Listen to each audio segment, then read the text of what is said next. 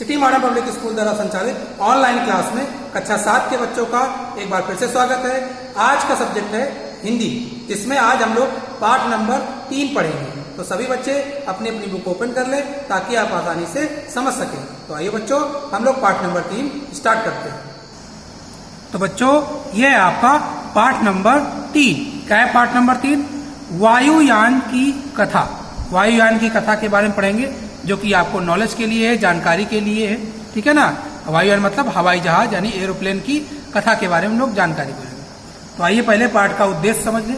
इस पाठ को पढ़ने का क्या उद्देश्य है, किस लिए हम लोग पढ़ रहे हैं। आकाश में उड़ते पंछियों को देखकर मानव के मन में भी उड़ने का विचार आया होगा। ऐसा माना जाता है कि आकाश में जो पंछी उड़ते हैं उनको देख करके इंसानों के मन में भी विचार ये आया होगा कि वो पंछियों की तरह वो भी उड़े, और उसने भी उड़ने का प्रयास किया होगा। इस कार्य के लिए सबसे पहले गुब्बारों में उड़ान भरने के सफल प्रयास हुए। यानी उड़ने के लिए सबसे पहले किसका यूज किया गया? गुब्बारों का यूज किया गया। इसके बाद हवा में तैरने वाले जहाज यानी जिनको एयरशिप बोलते हैं का विकास हुआ, यानी उनको बनाया गया, विकास प्रारंभ हुआ। ग्लाइडर बनाए गए। आर्विल और विल्बर राइट नामक दो भाइयों ने, यानी आर्विल और विल्बर राइट नाम के दो भाई थे ने ऐसा वायुयान बनाया जो 40 किलोमीटर प्रति घंटा की रफ्तार से उड़ सकता था। यानी 40 किलोमीटर प्रति घंटा की रफ्तार उसमें थी, स्पीड थी। वायुयानों के विकास की सतत प्रक्रिया चलती रही और आज हमारे पास तीव्र गति से उड़ने वाले वायुयान, जेट विमान, अत्याधुनिक हेलीकॉप्टर और सी प्लेन इत्यादि उपलब्ध हैं। यानी कि वायुयान का ये विकास होता गया, धीरे धीरे डेवलपमेंट होता गया, नई उसमें जो है चीजें जोड़ी गई, खोज की गई, और आज हमारे पास आधुनिक जो है क्या है, हेलीकॉप्टर्स हैं, प्लेन्स हैं, सारी चीजें हमारे पास हैं। आज भी इसके विकास का क्रम जारी है। आज भी हम लोग इसमें जो है क्या है, डेवलपमेंट कर रहे हैं, विकास कर रहे हैं। प्रस्तुत पाठ के माध्यम से वायुयान के विकास की विस्तार पूर्वक जानकारी दी गई। यानी इस पाठ में वायुयान के विकास के बारे में, यानी कि शुरुआत से लेकर के आज जो आधुनिक वायुयान है, इनका जो सफर है बीच का, ठीक है ना, यानी शुरुआत से लेकर के आज तक पहुंचने का जो पूरा सफर है, उसी के बारे में इस लेसन में आपको बताया जाएगा। ठीक है ना। तो चलिए हम लोग स्टार्ट करते हैं। आपने वायुयान को आकाश में पक्षियों की तरह मंडराते हुए अवश्य देखा होगा। आपने जो है जैसे पक्षी उड़ते हैं, यानी बर्ड्स जो उड़ती हैं, उसी तरीके से आपने वायुयान यानी हेलीकॉप्टर या फिर एरोप्लेन्स को आपने उड़ते हुए जरूर देखा होगा। हो सकता है आपने उसमें यात्रा भी की हो, यानी हो सकता है आप में से बहुत से बच्चे ऐसे होंगे जिन्होंने जो है हवाई यात्रा भी की होगी। ठीक है ना। आप जानते हो कि वायुयान कुछ ही घंटों में दूर दूर तक पहुंच सकता है। ये आपको पता है कि वायुयान सबसे ज्यादा स्पीड में चलता है, थोड़े समय में काफी दूर यात्रा वो तय कर सकती है। इसके द्वारा बाढ़ पीड़ित क्षेत्रों में खाद्य सामग्री, यानी जहां पर बाढ़ आ जाती है वहां पर जो है जहाजों से, वायुयानों से जो है क्या है, खाने पीने की सामग्री पहुंचाई जाती है, वस्त्र पहुंचाए जाते हैं, कपड़े पहुंचाए जाते हैं, और दवाएं आसानी से पहुंचाई जा सकती है। इसके द्वारा जो है बाढ़ पीड़ित जहां पर पानी भर जाता है, बाढ़ आ जाती है, वहां पर हवाई जहाज वायुयान के द्वारा ही जो है क्या है, सारी चीजें पहुंचाई जाती है। जंगल, पहाड़, रेगिस्तान और समुद्र में भटके लोगों को यह रास्ता भी बताता है। ठीक है। सीमाओं पर तैनात सैनिकों के लिए रसद ले जाता है, यानी जो सीमाओं पर, देश के सीमाओं पर जो सैनिक तैनात हैं, उनके लिए भी खाद्य सामग्री जो है ये वायुयान ले जाते हैं। आवश्यकता पड़ने पर देश के शत्रुओं पर बम भी गिरा देता है। आप लोग जानते हो, ठीक है ना, जो फाइटर प्लेन्स आजकल बनाए गए हैं, तो वो क्या है, जरूरत पड़ती है तो वो क्या करते हैं, बम भी जो है दुश्मनों के इलाके में गिराने में सक्षम है।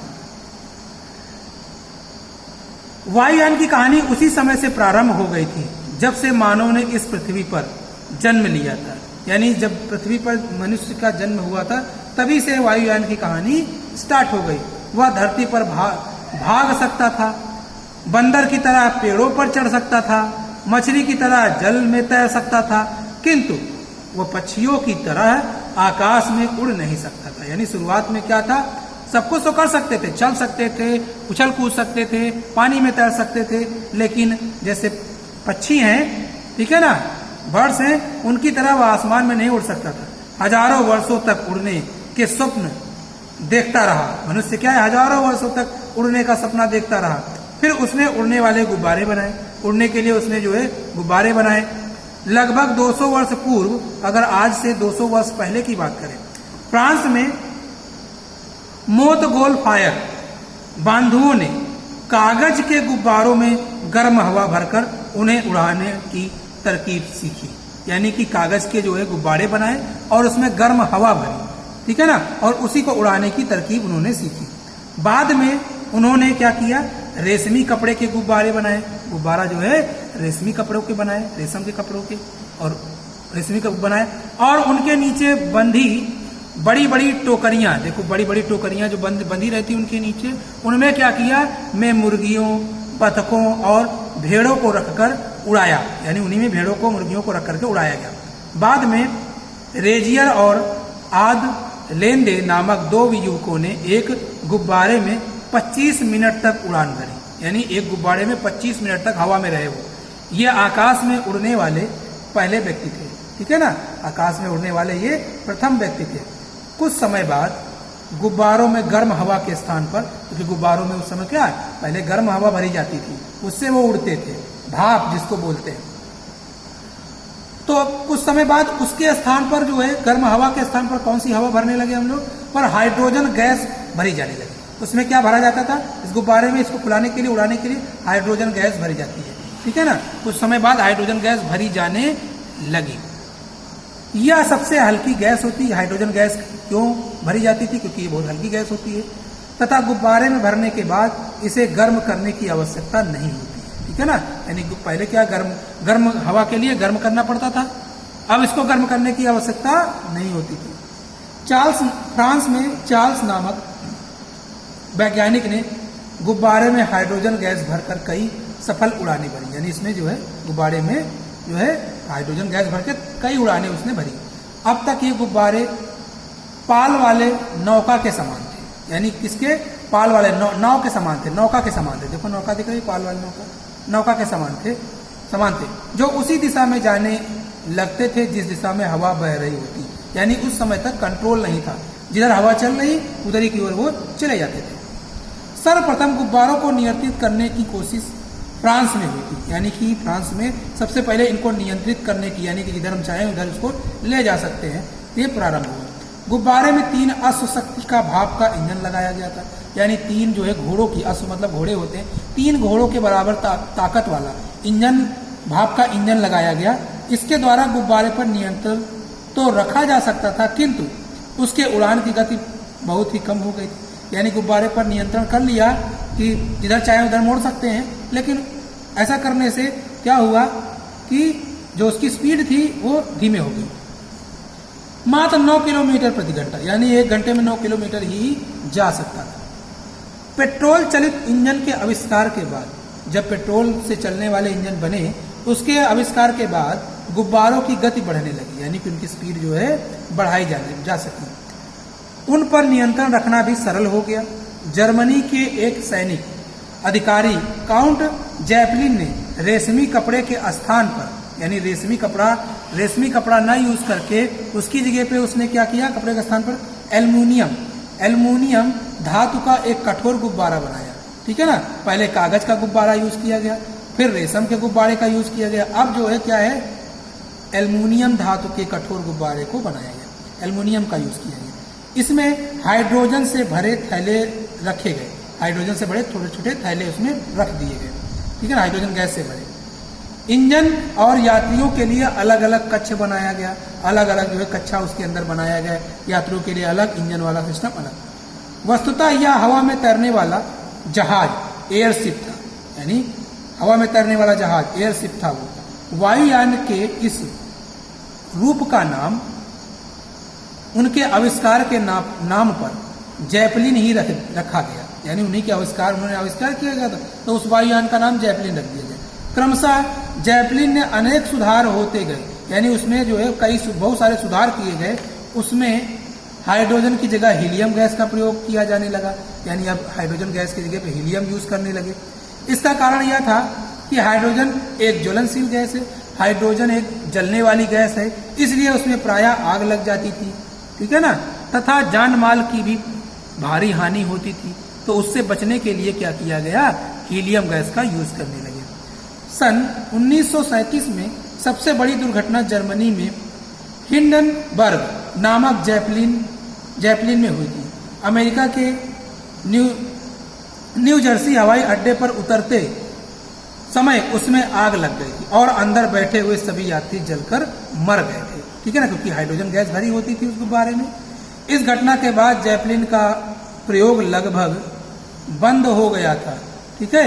इसका एक कारण यह भी था कि वायुयान का वर्तमान स्वरूप भी विकसित होने लगा था, नए नए टेक्नोलॉजी के बनने लगे थे, इसलिए जैपलिन का जो आविष्कार था वो बंद होने लगा। वर्तमान वायुयान एयरशिप से भिन्न होता है। एयरशिप में हवा से हल्की गैस भरी होती है, जिसमें यह गुब्बारे की तरह हवा में तैरता हुआ आगे बढ़ता था, परंतु आजकल के वायुयान हवा से भरी होते हैं और उनमें उड़ते हैं। वे काफी कुछ पक्षियों की भांति होते हैं। सबसे पहले मनुष्य ने पक्षियों की तरह पंख लगाकर उड़ने का प्रयत्न किया। सबसे पहले क्या किया, देखो पक्षियों की तरह पंख लगाए हुए और उससे उड़ने का प्रयत्न किया, किंतु वह उसमें असफल रहा, उसमें सफलता उसको नहीं मिली। फिर ग्लाइडर बनाए गए जिसके पंख भी पक्षियों के समान होते हैं। ग्लाइडर्स बनाए गए और पंख जो है बिल्कुल पक्षी की तरह होते हैं, समान होते थे। उसे लेकर आदमी हवा बहने की विपरीत दिशा में दौड़ता था, यानी जिधर हवा चल रही है उसके उल्टा वो दौड़ता था और उसे छोड़ देता था। इससे ग्लाइडर कुछ देर के लिए हवा में उड़ जाता था। सन 1891 में जर्मन आविष्कारक ऑटो लिलिनथल ने एक ऐसे ग्लाइडर का निर्माण किया जिसके पंख चमगादड़ जैसे थे, ठीक है ना, यानी पंख चमगादड़ की तरह बनाया, जिसमें फंसकर आदमी भी उड़ सकता था और अपने शरीर को घुमाकर उसे नियंत्रित भी कर सकता था। सन 1896 में एक दिन जब वे उड़ान भर रहे थे तो वे अपना संतुलन खो बैठे और नीचे गिरकर बेचारे वो मर गए। देखो ऑटो लिलिनथल का ग्लाइडर है, देखो ग्लाइडर उन्होंने बनाया था जो चमगादड़ के जैसा दिख रहा है, पंख भी हैं इसमें, ठीक है ना। आगे ऑटो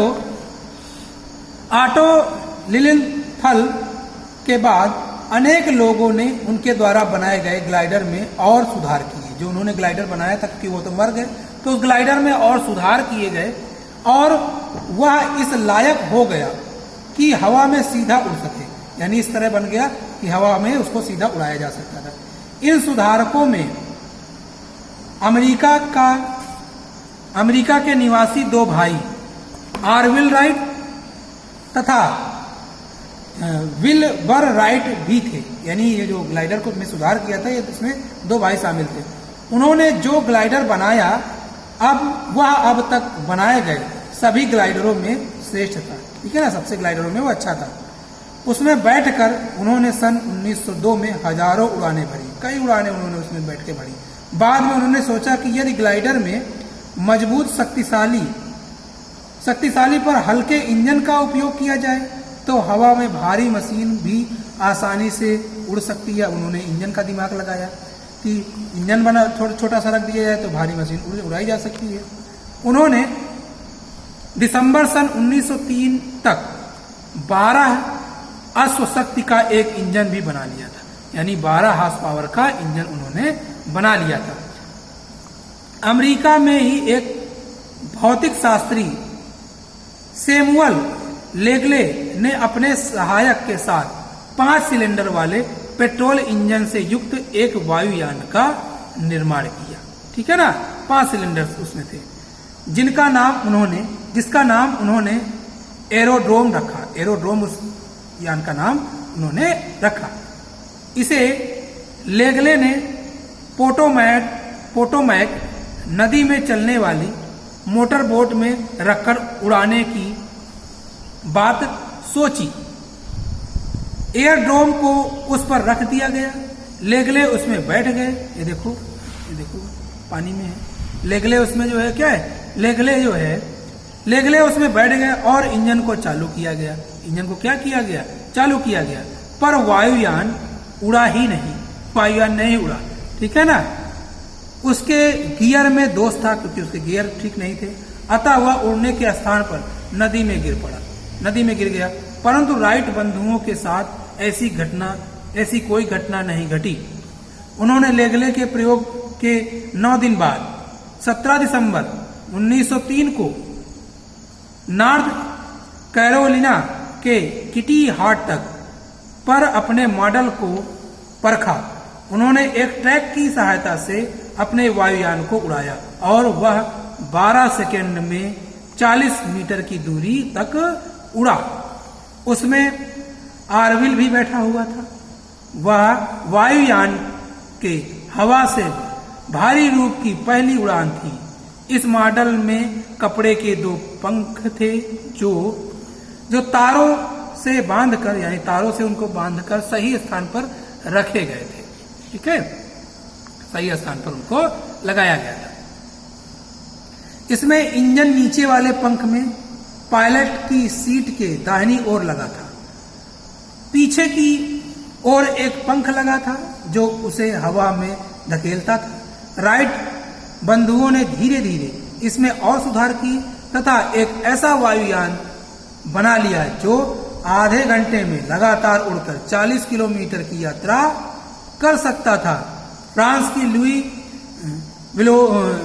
विलोरियल ने एक अन्य मॉडल बनाया जिसमें सन 1909 में सर्वप्रथम इंग्लिश चैनल को 27 मिनट में पार कर दिखाया। इंग्लिश चैनल 50 किलोमीटर लंबी समुद्री खाड़ी है जो फ्रांस और इंग्लैंड के बीच में है, ठीक है ना। केवल 27 मिनट में ही उसको पार कर लिया, ठीक है। आगे है, पहले विश्व युद्ध के बाद, यानी जब प्रथम विश्व युद्ध हुआ उसके बाद वायुयान ने अपनी प्रगति की। वायुयान में बहुत तेजी से सुधार हुए। वह एयरशिप के समान नियमित रूप से यात्री ढोने लगे और अंध महासागर पार करके यूरोप के देशों में अमेरिका जाने लगे। इसी काल में वायुयान भारत में भी आ गया था, ठीक है ना। हमारे इंडियन भी जो है वायुयान का निर्माण कर चुके थे। सन 1931 में JRD टाटा ने वायुयान में बैठकर भारत की पहली उड़ान भरी थी। यह उड़ान मुंबई से कराची तक की थी। कहां से कहां तक थी? मुंबई से कराची तक की थी। दूसरे विश्व युद्ध में वायुयान का प्रयोग सामरिक कार्यों में भी किया गया। अब तक वायुयान के अनेक रूप विकसित हो चुके थे। लड़ाकू विमान, बम वर्षक विमान, मालवाहक विमान और यात्री विमान आदि। युद्ध के अंतिम दिनों में वायुयान का एक और रूप सामने आया, वह था जेट विमान। आज भी उसका नाम है जेट विमान, आज भी आप सुनते होंगे। आजकल अधिकांश वायुयान जेट विमान ही होते हैं। जेट में इंजन के जलने से जो गैस बनती है उन्हें पिछले भाग में बनी नोजलों से तेजी से बाहर निकाला जाता है। जेट इंजन में जो है तेजी से जो है पीछे नोजल लगे होते हैं, उसमें तेजी से जो है क्या है, गैस निकलती है, जिसके फलस्वरूप वायुयान आगे बढ़ता है, ठीक है ना। उसी से वायुयान क्या है, आगे बढ़ता है।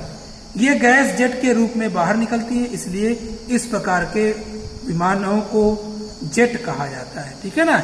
इसीलिए उनको जेट विमान कहा जाता है। आगे हम लोग पढ़ते हैं नेक्स्ट पेज पर। वायुयान का एक रूप और होता है जिसे हेलीकॉप्टर कहते हैं। देखो हेलीकॉप्टर, ये भी एक वायुयान का ही एक रूप है। हेलीकॉप्टर के ऊपर एक बड़ा पंखा लगा होता है, सभी लोग जानते हैं। उड़ते समय इसकी पंखुड़ियां घूमती हैं, ये भी आप जानते हो। यह छोटी सी जगह से एकदम ऊपर उड़ान भर सकता है, यानी उसको रनवे की जरूरत नहीं है, अपने ही जगह से ऊपर उड़ सकता है। उड़ने तथा उतरने के लिए इसे उड़ान पट्टी की आवश्यकता नहीं होती जैसे हवाई जहाज को होती है। हेलीकॉप्टर आकाश में एक स्थान पर रुक सकता है, एक ही जगह पर रुक भी सकता है। रुक सकता है, जबकि वायुयान को आकाश में उड़ने के लिए आगे बढ़ते रहना आवश्यक है। वायुयान हमेशा चलता ही रहता है, वो एक जगह पे रुक नहीं सकता, जबकि हेलीकॉप्टर एक जगह पे रुक सकता है। हेलीकॉप्टर वायुयान की तरह तीव्र गति से नहीं उड़ सकता, यानी जितनी तेजी से वायुयान उड़ते हैं उतनी तेजी से हेलीकॉप्टर नहीं उड़ाया जा सकता, ठीक है ना। परंतु वह भारी वजन उठा सकता है। वजन की बात करें तो भारी वजन वो उठा सकता है। वह ट्रक या टैंक को लेकर आसानी से उड़ सकता है, ट्रक को भी वो उड़ा सकता है। आजकल ऐसे वायुयान बनाने की कोशिश की जा रही है जो वायुयान के समान बड़े हों पर हेलीकॉप्टर की तरह उड़ान पट्टी के बिना ही उड़ान भर सके, यानी कि बड़े भारी भरकम हो लेकिन उन्हें जो है रनवे की जरूरत ना पड़े, साथ ही उनकी गति भी वायुयान के समान तीव्र हो। ऐसे जो है हेलीकॉप्टर्स बनाए जा रहे हैं। सामान्यतः वायुयान भूमि पर ही उतरता है, जमीन पर उतरता है और वहीं से उड़ान भरता है, वहीं से उड़ान भी भर देता है। उड़ान यानी उड़ान मतलब उड़ने के लिए, उड़ान भरने के लिए उसे उड़ान पट्टी पर दौड़ना पड़ता है, यानी कि जो वायुयान होते हैं, वायुयान ठीक है ना, वो जमीन पर होते हैं और उड़ान के लिए उनको उड़ान पट्टी की जरूरत पड़ती है। इस कार्य के लिए वायुयान के निचले भाग में पहिए लगे रहते हैं, यानी वायुयान के लिए को जो है दौड़ने के लिए पहिए लगा दिए जाते हैं, आप लोग जानते हो। उड़ते समय ये पहिए वायुयान की पेट से चिपक जाते हैं, यानी जब उड़ जाते हैं तो नीचे जो है चिपक जाते हैं पेट में, ठीक है ना, तथा उतरते समय स्वतः ही खुल जाते हैं। जैसे बर्ड्स उड़ती हैं, बर्ड को देखा होगा, पैर जो है अपने पेट में चिपका लेती है और जब नीचे उतरती है तो फिर से पैर को जो है जमीन पर खोल देती है। जिन वायुयानों को सागर में उतरना होता है उनके नीचे लंबी लंबी पट्टियां लगी होती है, जिन्हें फ्लोट कहते हैं, यानी आपने देखा होगा, मूवीज में जरूर देखा होगा। इस प्रकार के वायुयानों को सी प्लेन या समुद्री विमान भी कहते हैं, क्योंकि वो पानी में भी उतर सकते हैं। अब इस प्रकार के वायुयान भी बन चुके हैं जो आवश्यकता अनुसार सागर और जमीन दोनों पर उतर सकते हैं, यानी पानी में भी उतर सकते हैं वो और जमीन पे भी उतर सकते हैं। ऐसे वायुयान बनाए जा चुके हैं। जलयानों पर ऐसे ही वायुयान रखे जाते हैं, यानी कि जो जहाज होते हैं उनमें ऐसे ही वायुयान रखे होते हैं जो पानी और जमीन दोनों पर उड़ सके और वहां पर उतर भी सके। वायुयान में पेट्रोल से चलने वाला इंजन लगा होता है, यानी किससे चलने वाला इंजन होता है? पेट्रोल से चलने वाला। इसके अतिरिक्त इसे आंतरिक दहन इंजन कहते हैं। क्या कहते हैं? आंतरिक दहन इंजन। आमतौर पर उसकी शक्ति 300 अश्व शक्ति होती है, यानी 300 घोड़ों की शक्ति के बराबर ताकत होती है उस जो है पेट्रोल इंजन में। अधिकांश वायुयानों में 4 से 6 तक इंजन लगे रहते हैं, यानी ज्यादातर क्या है 4 से 6 इंजन लगे होते हैं और एक इंजन की शक्ति कितनी है? 100 अश्व के बराबर, ठीक है ना, यानी 100 नहीं 300 अश्व, 300 अश्व के बराबर होता है। कुछ वायुयानों में प्रयोग के लिए 12 इंजन भी लगाए जाते हैं, कुछ में 12 इंजन लगाए जाते हैं। इंजनों के साथ सुपर चार्जर भी लगा होता है, सुपर चार्जर भी इंजन के साथ लगा होता है, जो उड़ान भरते समय अतिरिक्त शक्ति प्रदान करता है, यानी ज्यादा पावर जो है उड़ान भरते समय ज्यादा पावर की जरूरत होती है तो वो प्रदान करता है। सामने की ओर पंख लगा होता है जिसे प्रोपेलर कहते हैं। क्या कहते हैं? प्रोपेलर कहते हैं। यह उड़ान भरते समय हवा में उसी प्रकार धंसता जाता है जैसे लकड़ी में पंच धंसता है। आधुनिक वायुयान आवाज की गति से दूनी गति से उड़ सकते हैं, यानी जो आजकल के वायुयान है आवाज की गति से भी तेज उड़ सकते हैं, ठीक है ना, आवाज की गति से दूनी गति से उड़ सकते हैं। वैज्ञानिक इससे भी तीव्र गति से उड़ने वाले विमान बनाने के प्रयत्नशील हैं, यानी इनसे भी तेज उड़ने इनसे भी तेज उड़े उसके लिए वो प्रयत्न कर रहे हैं। वायुयान एवरेस्ट से 3 गुना ऊंचाई तक जा सकता है, यानी ऊंचाई में एवरेस्ट, माउंट एवरेस्ट के से 3 गुना ऊंचे तक उड़ सकता है, किंतु वह वायुमंडल को पार कर अंतरिक्ष में नहीं जा सकता, यानी वायुमंडल को पार करके अंतरिक्ष में नहीं भेज सकते जहां पर वायुमंडल नहीं है, क्योंकि उसे उड़ने के लिए हवा चाहिए तथा अंतरिक्ष में एक सीमा के बाद हवा नहीं होती है, ठीक है ना। अंतरिक्ष में कुछ ही दूरी पर हवा होती है, बाकी सभी जगह हवा नहीं होती है। वायुयान को देखकर एक प्रश्न मस्तिष्क में आता है। क्या आता है? कि वह हवा में भारी होने पर भी इतना ऊपर कैसे उठ जाता है। ये प्रश्न जरूर आता है क्या पृथ्वी का गुरुत्वाकर्षण बल उसे नीचे नहीं खींचता? क्या नीचे नहीं, जैसे सभी वस्तुएं नीचे की ओर खींची जाती है गुरुत्वाकर्षण के कारण, तो इसे क्यों नहीं खींचती पृथ्वी? वास्तव में उसे एक बल ऊपर उठाता है जिसे उत्थान, लिफ्ट कहते हैं, उत्थान बल कहते हैं। वो बल उसको ऊपर उठाता है, ठीक है ना। यह उत्थान पृथ्वी के गुरुत्वाकर्षण बल से अधिक होता है गुरुत्वाकर्षण बल से उसका बल। उत्थान बल वायुयान के विशेष आकार के कारण कार्य करता है, वायुयान के आकार के कारण ही वो बल काम करता है। पंख एक विशेष कोण पर झुक जाते हैं जिससे नीचे की हवा दबने लगती है। हवा की गैसों के अणु निचले होते हैं, इसलिए वे पंखों को ऊपर की ओर धकेलते हैं। परिणामतः पंख ऊपर उठते हैं तथा वायुयान आकाश की ऊंचाइयों को चीरते हुए आगे बढ़ने के लिए ऊपर उठ जाता है। ठीक है, तो ये पाठ आपका समाप्त हो गया, ये पाठ आपका खत्म हो गया। अब आगे आपको जो है प्रश्न उत्तर दिए गए हैं, आपको लिख करके भेज दिया जाएगा और आपको अपने आप से लिख करके हमें जो है सेंड करना है। ओके, तो बच्चों आज की क्लास यही समाप्त होती है। अगला पाठ यानी पाठ नंबर 4 हम लोग अगले दिन की क्लास में पढ़ेंगे। Thank you.